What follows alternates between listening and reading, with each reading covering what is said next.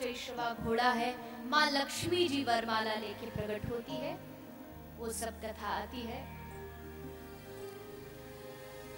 अच्छा, अभी दिवाली आ रही है, दीपावली आ रही है। दीपावली के दिन ये कार्तिक महीना चल रहा है, और कार्तिक की अमावस्या को देवी लक्ष्मी का प्रागट्य हुआ था। वैसे तो माँ लक्ष्मी अनादि है, उनका कोई जन्म मरण नहीं, किंतु एक शास्त्रों के अनुसार अमावस्या को उनका जन्म हुआ, जिसको हम दीपावली के रूप में मनाते हैं। और उस दिन सब लक्ष्मी माता की पूजा करते कि नहीं करते? सभी करते। कितने लोग हैं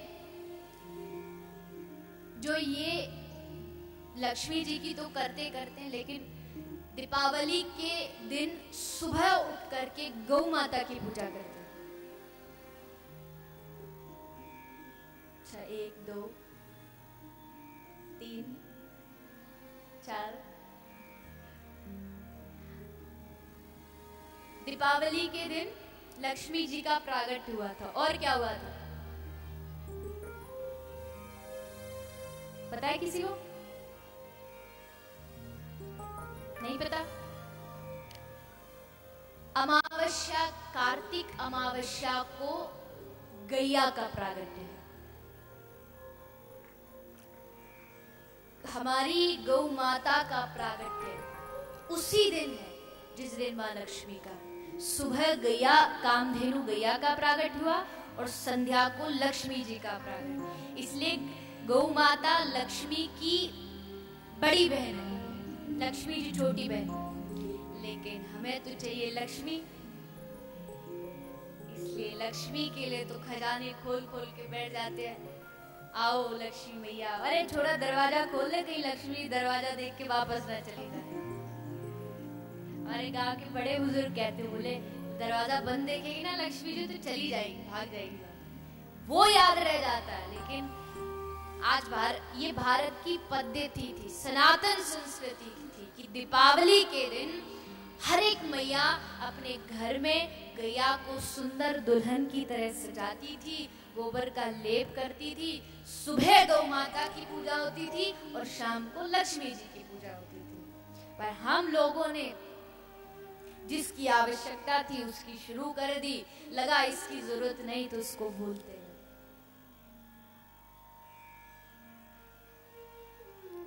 आज आप सब ये निर्णय करके जाइए, आप जहां भी जाओ, अपने घर में, सड़क पर, पड़ोस में, गौशाला में, जहां गाय हो, आप सब दीपावली के दिन प्रातःकाल किसी भी गौशाला में जाएंगे और गौ माता की पूजा करेंगे।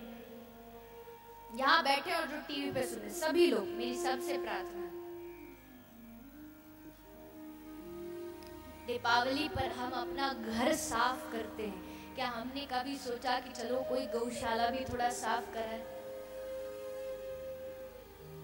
फिर कहते हैं कि हम गौ रक्षा कैसे करें? ऐसे ही तो होगी, ये छोटे छोटे कदम ही तो हमें उस तरफ बढ़ाएंगे। इसलिए हम लक्ष्मी की पूजा करते हैं। लक्ष्मी आती भी है लेकिन उल्लू पर बैठ के आती है। लक्ष्मी 2 प्रकार की होती है। एक लक्ष्मी का वाहन उल्लू है, उल्लू पर बैठ के आएगी तो बुद्धि भ्रष्ट करेगी। एक लक्ष्मी नारायण के चरणों की दासी है, जो गौ माता के साथ प्रभु नारायण की भक्ति करेगा तो लक्ष्मी अपने आप उसके पीछे पीछे आएगी, क्योंकि जहां पति है वही धर्म पत्नी आएगी। इसलिए जो भी हो, आप निर्णय करें कि उस दिन आप घर में हो, गौशाला में हो, जहां भी हो, जरूर जाइएगा और प्रातःकाल गौ माता की सेवा करिएगा। आपके ऊपर ठाकुर जी बड़े प्रसन्न होंगे कि मेरी इष्ट का इसको ध्यान है। जो जानकार भी हो, रिश्तेदार भी हो, उनको भी बताइएगा कि प्रातः का इस दिन गौ माता का प्रागट है, तुम जाइए सेवा करें, गुड़ खिलाओ, चारा खिलाओ गौ माता को जाकर, तो ही हम सबकी दीपावली शुभ मानी जाएगी, वरना तो फिर अशुभ ही अशुभ होगा। नहीं पता है तो अलग बात है, जैसे अब तक नहीं पता था अलग बात है, लेकिन जब पता चल जाए फिर ना करे तो उसका, इसलिए अवश्य जाएगा, मेरी सबसे प्रार्थना है। तो गौ माता का प्रागट्य होता है, माँ लक्ष्मी का प्रागट्य होता है। श्री धन्वंतरी अमृत का कलश लेके प्रकट हुए, किंतु मोहिनी ने अमृत राक्षसों को पिला दिया, राक्षस देवताओं में युद्ध हुआ। मोहिनी के कारण और देवताओं ने राक्षसों को हराया, बलि को मारा, लेकिन बलि के गुरु शुक्राचार्य ने संजीवनी से उसे जीवित किया, पुनः जीवन दान दिया। फिर युद्ध हुआ, सब देवता हार गए, पूरे स्वर्ग पर राक्षसों का राज्य हो गया। तब देवताओं की माँ अदिति प्रभु की शरण में जाती हैं, एक ऐसे पुत्र की कामना करती है जो देवताओं को उनका राज्य वापस लौटा सके। प्रभु कृपा करते हैं, माँ अदिति गर्भवती हुई, धीरे धीरे समय बीता और 9वें मास में देवी अदिति के गर्भ से भगवान के अवतार श्री वामन भगवान का प्रागट्य होता है। बोलिए श्री वामन भगवान की। श्री वामन भगवान का प्रागट हुआ, सभी देवी देवताओं ने आके प्रभु की स्तुति की। प्रभु की स्तुति आइए आप हम सब भाव से करेंगे, अपने अपने स्थान पर बैठ के मानसिक रूप से। प्रभु जय जगदीश हरि, प्रभु वामन रूप धरे, प्रभु जय जगदीश हरे, प्रभु वामन रूप हरे, प्रभु जय जगदीश हरे, प्रभु वामन रूप धरे,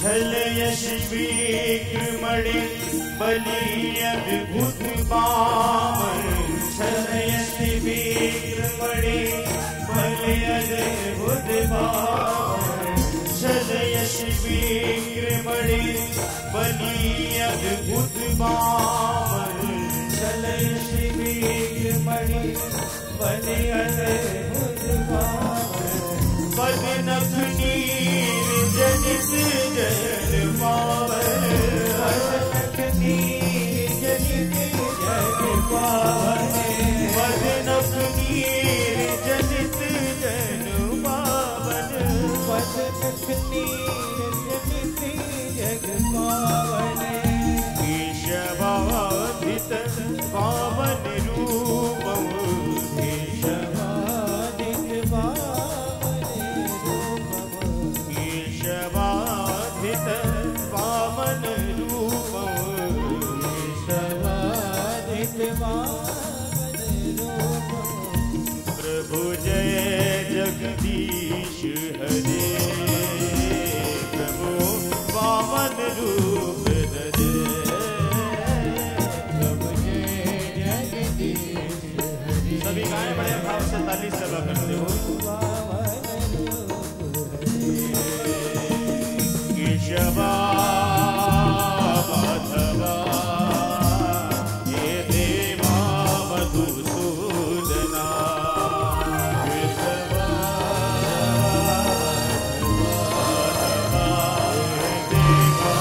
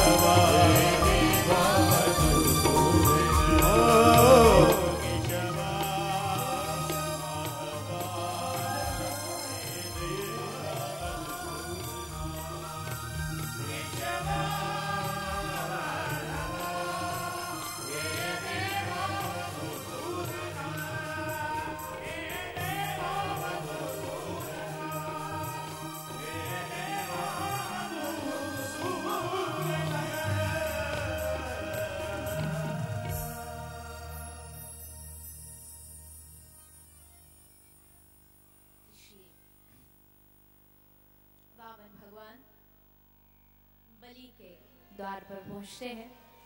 बलि यज्ञ कर रहा था किंतु ब्राह्मण भक्त है, इसलिए जब मालूम पड़ा एक ब्राह्मण आया है तो यज्ञ छोड़ के बाहर आता है।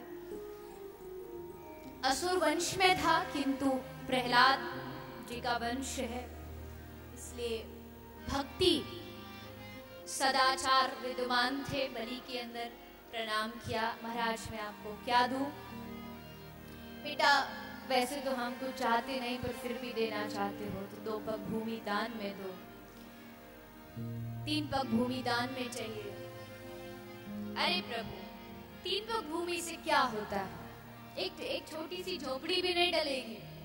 वामन भगवान बोले नहीं नहीं भैया, हम तो संतोषी ब्राह्मण है, थोड़े में ही काम चला लेंगे, तू तो बस जो हम मांग रहे दे दे। गुरु ने रोका, लेकिन बलि नहीं मानता है और संकल्प करता है 3 पग भूमि दान में देने के लिए। संकल्प हुआ और संकल्प होते ही श्री वामन भगवान ने अपना रूप बढ़ाया, अपना विराट रूप धारण करते गए, इतना विराट रूप धारण किया। 1 पग भूमि में पूरी धरती नाप ली, दूसरी में पूरा आकाश नाप लिया। बलि को देने के लिए कुछ नहीं बचा। तीसरी पग भूमि में क्या देगा? महाराज धन से बड़ा धनवान है, दान से बड़ा दानी है। मैं आपके सामने खड़ा हूं, आप अपना चरण मेरे मस्तक पर रखिए और मेरा उद्धार कीजिए। भगवान ने बलि के मस्तक पर अपना चरण रखा और बलि का उद्धार किया। इतिहास में ना तो ऐसा कोई याचक हुआ और ना ऐसा कोई दानी हुआ। कोई स्वार्थ लेकर के बलि ने नहीं दिया कि ये स्वार्थ है। अब जैसे वैसे तो नहीं होता, लेकिन कुछ लोग दान करते तो थोड़ा स्वार्थ आ जाता है कि भाई हम देंगे तो हमें। कोई मैया एक बार आई थी तो 100 रुपये चढ़ा रही थी, तो मैंने उसको ऐसी कहा मैया कोई बात नहीं, आप रहने दो। बोली नहीं नहीं आप रख लो, आपको हम 100 देंगे तो हमारे पास 200 आ जाएंगे। ये लो, तो इसलिए चढ़ा रही हो, बोले 100 देंगे तो 200 आ जाएंगे। कुछ लोगों की देने की प्रवृत्ति ही नहीं होती। सेठ जी के पास एक आदमी गया चंदा मांगने की। बोले सेठ जी हमारे गांव में मंदिर बन रहा है, तो आप तो बड़े भारी सेठ जी हो हमारे गांव के, तो आप कुछ दे दो। बोला अच्छा। वो मुनीम को बोला ला भाई चेक बुक ला। तो बोले अरे वाह, तो सेठ जी चेक काटेंगे। तो चेक बुक आई और सेठ जी ने उस पर राशि तो लिख दी पर उस पर साइन नहीं किया। वो देने लगा तो उन्होंने कहा कि सेठ जी इस पर साइन तो है ही नहीं। बोले ये हमारा गुप्त दान है, हम गुप्त दान में विश्वास रखते हैं, हम नाम धाम नहीं बताते। धन्य हो ऐसा गुप्त दान। लेकिन हमारे भागवत कहती है, भागवत के 11वें स्कंद में 15वें अध्याय में लिखा हुआ है, धनम च धर्मैक फलम यतो वै ज्ञानम सविज्ञानम अनुप्रशान्ति गृहेषु युञ्जन्ति कलेवरस्य मृत्युम न पश्यन्ति दुरंत वीर्यम्। अगर गृहेषु, अगर हम अपने धन को सिर्फ अपने गृह कार्य में लगाते हैं तो आनंद प्राप्त नहीं होता, लेकिन उसका परिणाम है मृत्यु।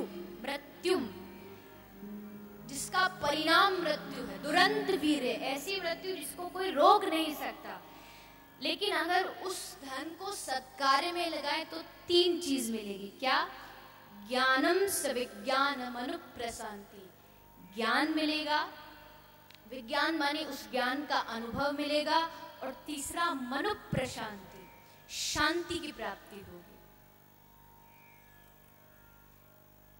ये भागवत का इस बात का प्रमाण है।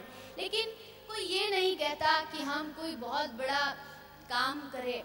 किसी महापुरुष ने कहा है, अगर हम पूरा एक यूनिवर्सिटी नहीं खुलवा सकते तो कम से कम एक कोई पड़ोस का बच्चा गरीब है, उस बच्चे की एक स्कूल की पढ़ाई दे सकते हैं।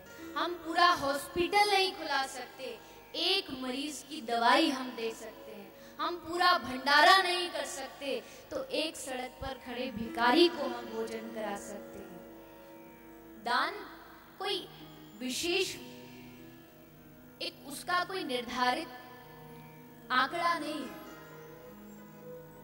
लेकिन स्वार्थ ना हो ये जरूर है, क्योंकि बलि ने जो दिया बिना स्वार्थ। भगवान ने कृपा की, बलि को सुतलोक का राजा बनाया है। बलि ने प्रभु से मांगा, प्रभु सुतलोक के द्वारपाल बनते हैं। अंत में माँ लक्ष्मी जी उनको लेके जाती है। इस प्रकार महाराज परीक्षित को श्री सुखदेव जी बलि की कथा श्रवण कराते हैं। तदुपरांत प्रभु के अवतारों का वर्णन आया। मत्स्य अवतार प्रभु का हुआ, मत्स्य अवतार। उसके उपरांत 9वें स्कंद में भगवान श्री रामचंद्र, भगवान श्री कृष्ण के जन्मोत्सव का वर्णन सुखदेव जी कराते हैं। सूर्य वंश का वर्णन आया। इस वंश में बड़े बड़े राजा प्रतापी हुए, इसी वंश में राजा खटवांग हुए, इसी वंश में राजा प्रथु हुए, नभ हुए, नाभाग हुए, अम्बरीश हुए। इसी वंश में राजा रघु हुए और रघु के पुत्र हुए श्री दशरथ महाराज। दशरथ जिनकी 3 पत्नियां हैं, कौशल्या, मां कैकेयी, मां सुमित्रा। श्री तुलसीदास जी वर्णन कर रहे हैं। एक बार भूपति मान माही, एक बार भूपति मन माही, भई ग्लानि मोरे सूत नाही, भई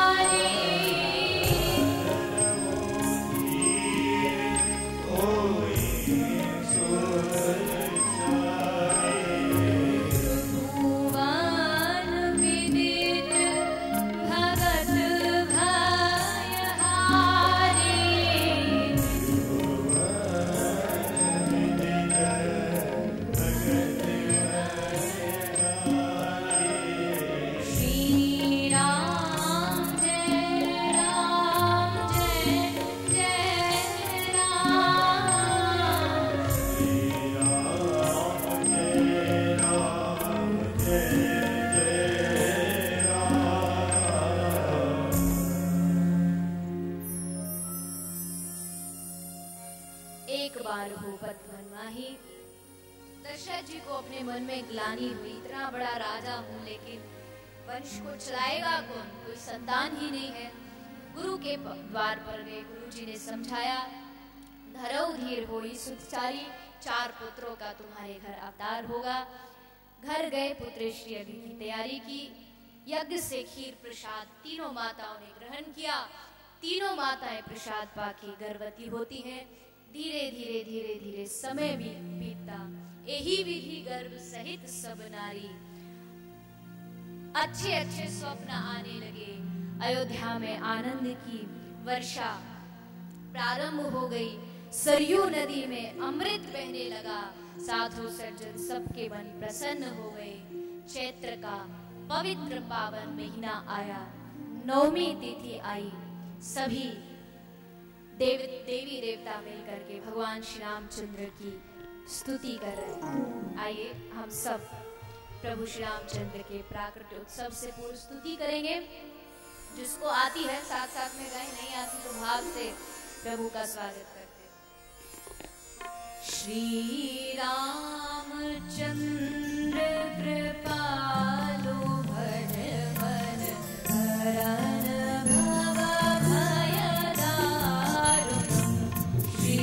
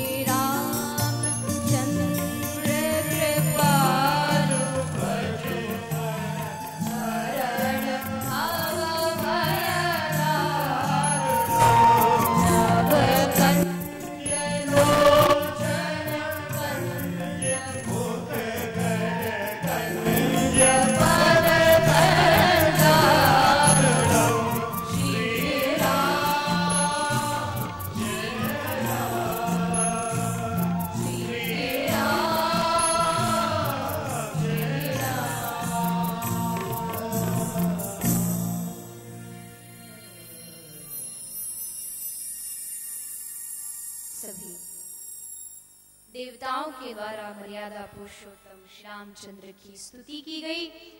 भगवान श्री रामचंद्र इस पृथ्वी पर भक्तों पर कृपा करने, पापियों का उद्धार करने के लिए नवमी तिथि मधुमास पुनीता शुक्ल पक्ष अभिजित हरिप्रीता मध्य दिवस अति शीत न घामा पावन काल लोक विश्रामा चैत्र के महीने में नवमी तिथि को दोपहर के ठीक 12 बजे अयोध्या में माँ कौशल्या के प्रांगण में माँ कौशल्या के घर मर्यादा पुरुषोत्तम श्री रामचंद्र भगवान का प्राकट्य होता है। बोलिए श्री रामचंद्र भगवान की। 4 भुजाएं हैं, शंख चक्र धनुष बाण हाथ में लगा हुआ है। सारी माँ कौशल्या को देखी घबरा गई। अरे प्रभु, ये क्या बन के आए हो आप? ऐसे रूप का दर्शन तो मैं कहीं भी कर सकती हूँ। मैं तो चाहती आप बालक बन के आओ, मेरे बेटा बन के आओ, आप तो मेरे भी बाप बन के आए। कोई क्या कहेगा कौशल्या ने 4 हाथ वाले छोरा को जन्म दिया? नहीं प्रभु, शोभा नहीं देता। आप ये 2 हाथ हटा लो। अरे माँ, जैसा तू कहे। 2 हाथ हटाए। अरे प्रभु, बालक तो बनो। नन्हे से नीलमणि के समान चमकते प्रभु शिशु बन जाते हैं। हे प्रभु, अब दरवाजा खोलो। भगवान कहते हैं मैया दरवाजा खोलो, सब इंतजार कर रहे हैं। नहीं नहीं प्रभु, बच्चा जन्म लेता है तो निवस्त्र बिना कपड़ों के आता है। आपको देखो ऐसे तैयार हो के आए जैसे अपनी बारात में आए हो। लोग क्या कहेंगे, क्या सोचेंगे? अरे मैया कपड़े भी उतारने पड़ेंगे। बोले हाँ, बालक बने हो तो सब करना पड़ेगा। बस उतारे। भैया अब तो खोल। बोले नहीं नहीं प्रभु, अभी पहले एक बार जरा जोर से रो तो सही। प्रभु बोले भैया मैं काय को रोऊं, मेरे ऊपर कौन सा दुख है? बोले प्रभु, बालक को तो रोना पड़ता है, आपको भी रोना पड़ेगा। सुनी वचन सुजाना रोदन ठाना, और प्रभु जोर जोर से रोने लगे। रुदन की आवाज